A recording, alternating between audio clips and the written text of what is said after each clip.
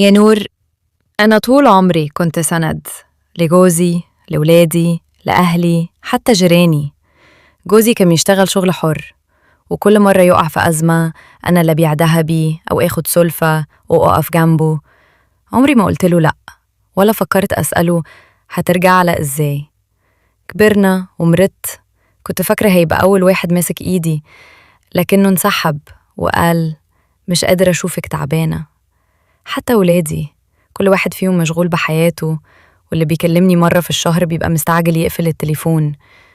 مش زعلانة عشان الفلوس، أنا زعلانة لأن المواقف اللي كنت واقفة فيها جنبهم ما رجعوش يقفوا فيها جنبي. لما احتاجت حد ما لقيتش. عارفة يا حبيبتي، الخيانة مش دايما بس في المشاعر، ساعات بتكون في المواقف.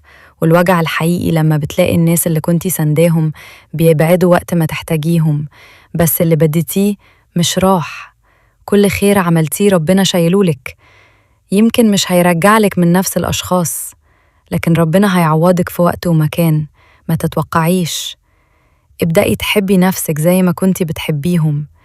اعملي حاجات تفرحك حتى لو بسيطة، وافتكري إن أقوى سند في الدنيا بعد ربنا هو قلبك لما يقوى.